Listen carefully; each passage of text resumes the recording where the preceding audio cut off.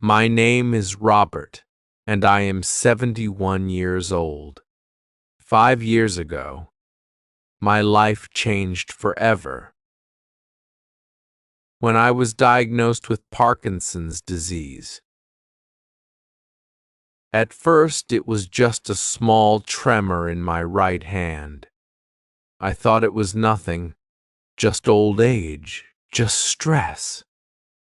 But the tremor got worse. My hand shook constantly. Then my left hand started shaking too. Walking became difficult. My balance was poor. I dropped things. I spilled coffee. I couldn't button my own shirt. My wife, Helen, had to help me with everything. I felt ashamed. I felt useless. I had always been independent. I had worked as an engineer for 40 years. I built things with my hands. I fixed things. I was precise. But now my hands wouldn't stop shaking. The doctors gave me medication. It helped a little, but the tremors never completely stopped. I retired early and stayed home most days. I watched television. I sat in my chair, and I felt sorry for myself. Helen worried about me. "You need to do something," she said. "You can't just sit here all day." "What can I do?" I asked bitterly. "I can't even hold a cup steady." She looked at me with sad eyes and said, "There must be something."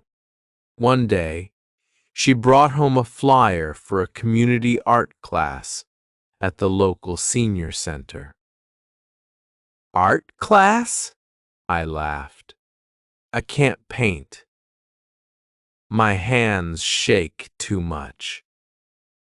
"You won't know until you try," she said gently. I shook my head. "I'll embarrass myself." But Helen insisted. So one Tuesday morning, I went to the senior center. My hands were shaking as I walked through the door. The art room was bright and full of people, mostly women in their 60s and 70s. They were chatting and laughing, setting up their easels. I felt out of place. I wanted to leave. But then a woman approached me. She was in her 50s. "Hi, I'm Sarah. I'm the instructor. You must be Robert." I nodded. "I'm not sure I should be here," I said. "I have Parkinson's." My hands shake. "I can't hold a brush steady." Sarah smiled warmly. "That's okay. Art isn't about being perfect. It's about expressing yourself. Let's just see what happens." She led me to an easel and gave me a canvas, brushes, and paints. I sat down, staring at the blank white canvas. Everyone else was already painting. I picked up a brush. My hand shook violently, and the brush wobbled. I dipped it in blue paint and tried to make a line. The line was jagged and uneven. It looked terrible. I tried again. Another shaky line. I felt frustration rising. Sarah came over and looked at my canvas. "That's a good start," she said. I looked at her in disbelief. It's a mess, she shook her head. It's honest. Keep going. I painted for an hour. My hands shook the entire time. The painting looked chaotic. Lines going everywhere, colors bleeding. It looked like a child had done it. I felt humiliated. When class ended, I wanted to throw the canvas away, but Sarah stopped me. Take it home. Look at it tomorrow. You might see something different. I took it home and put it in the garage. I didn't want to look at it. I didn't want to be reminded. But Helen found it. She brought it inside. Robert, this is beautiful, she said. It's a mess, I said. My hands shook too much. She studied it carefully. It's full of energy. It's alive. I didn't believe her. But I went back to class the next week. I didn't want to quit. Week after week, I painted. My hands kept shaking. My paintings were always messy, always chaotic. But something strange started to happen. I stopped trying to control the tremors. Instead, I let them guide the brush. I let the shaking become part of the art. The lines were still jagged, but they had rhythm. The colors still bled together, but they created unexpected beauty. Sarah noticed the change. You're finding your style, she said. My style? I asked. My hands just shake. Exactly, she said with a smile. Months passed. I painted every week. I painted abstract shapes, landscapes, faces. Everything I painted had that distinctive tremor. The shaky lines became my signature. Other people started to notice. Your paintings have so much movement, one woman said. They feel alive, another added. I started to feel something, pride. One day, Sarah made an announcement. The Senior Center is hosting an art exhibition next month. Anyone who wants to display their work can sign up. My heart jumped. An exhibition? Could I really show them to strangers? That night, I talked to Helen. I don't know if I'm ready, I said. You are, she said firmly. You've worked so hard. What if people laugh? What if they think my work is bad? She took my shaking hand in hers. Then they laugh. But what if they love it? I signed up for the exhibition. I chose 5 paintings to display. Each one showed the journey I had taken. The first painting was chaotic and angry. From my early days when I fought against the tremors, the last painting was flowing and peaceful. From recently, when I had learned to embrace them, the night of the exhibition arrived. I was nervous. My hands shook more than usual. Helen and I walked in. The room was full of people, families, friends, strangers.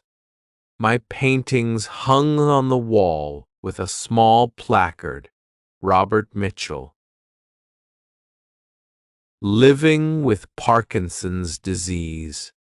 I stood near my work, watching people's reactions. One woman stood in front of my largest painting for several minutes. She had tears in her eyes. She approached me. "Did you paint these?" I nodded. "Yes, I have Parkinson's." My hands shake. "My father had Parkinson's," she said softly. "He gave up on everything. Your paintings show that you didn't give up. They're beautiful." I felt my throat tighten. "Thank you," I whispered. A young man approached me. He introduced himself as David. "I'm a journalist for the local newspaper," he said. "I'd like to write a story about you and your art." I was stunned. "A story? About me? Your work is inspiring," he said. The article came out a week later on the front page of the local section. The headline read, "Artist turns Parkinson's tremors into beautiful art." The response was overwhelming. People called the senior center. A gallery owner contacted me. "I'd like to host a solo exhibition." I couldn't believe it. A solo exhibition? "But I'm not a real artist," I said. "Yes, you are," she replied. "Your work speaks to people." 3 months later, my exhibition opened at the Riverside Gallery.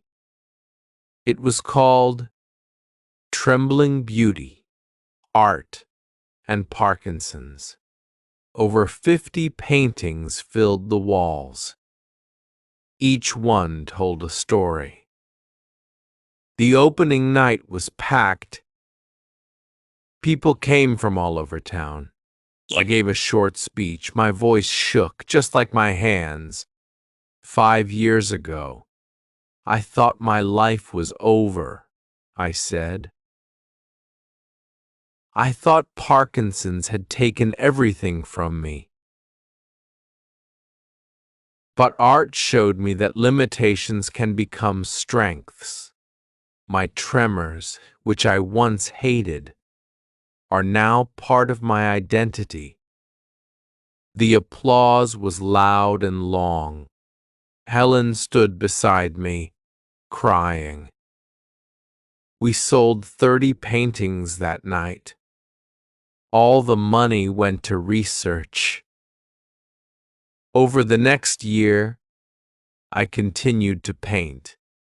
I held workshops for other people with Parkinson's. I showed them that they could still create, still express themselves. One man named Frank came to my workshop. He was 75. "I used to be a surgeon," he said sadly.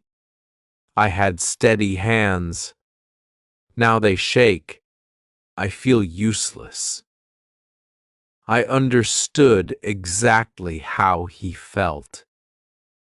I gave him a canvas and some paints. "Don't fight the tremors," I said.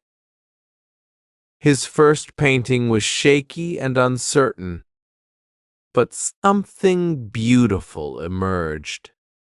"I haven't felt this alive in years," he said, tears in his eyes.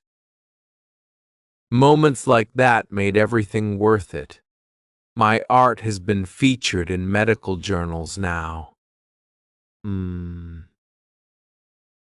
Doctors use my story to encourage their Parkinson's patients. I've been invited to speak at conferences about resilience, adaptation, and finding beauty in imperfection. My hands still shake. They shake every single day. But I no longer see the tremors as a curse. I see them as part of my art, part of my journey. They remind me of how far I've come. Helen often sits and watches me paint. "I'm so proud of you," she says. "You turned something terrible into something beautiful." I smile at her. "You're the one who pushed me to try. You believed in me when I didn't believe in myself." She takes my shaking hand and kisses it. "I always knew you were strong." Recently, I received a letter from a young woman named Emily. She was only 30 years old and had early onset Parkinson's. She was devastated, but then she saw my art and read my story. "Your paintings gave me hope," she wrote, "and create something so beautiful. Maybe I can find a way forward, too." I wrote her back and told her she was stronger than she knew. A few months later, she sent me a photo. She was in a dance class. "I'm learning to embrace the movement," she wrote, "just like you embraced the tremors." That letter is pinned to my wall. It reminds me why I paint, not just for myself, but for others. For everyone who feels like they've lost something important, I want to show them that limitations can be transformed, that weakness can become strength, that brokenness can become art. I am 71 years old. I have Parkinson's disease. My hands shake every single day. But I am also an artist. And I wouldn't change a thing. Because this disease has given me a gift I never expected. It has shown me what I'm truly capable of. It has connected me with people all over the world. It has taught me that beauty can be found anywhere, even in the trembling of an old man's hands. I still go to Sarah's art class every Tuesday. I still paint with the same group of friends. We laugh, talk, ether. And every time I finish a painting, I step back and look at it. I see the shaky lines, the imperfect strokes, and I smile. Because I know that every tremor tells a story. Every shake is a testament to my strength. Parkinson's didn't take my life away. It gave me a new one. A life filled with color, creativity, and purpose. A life I never would have imagined. And for that, I am grateful. Thank you for reading my story. May we all find the courage to turn our struggles into strengths. May we all discover that our imperfections make us beautiful.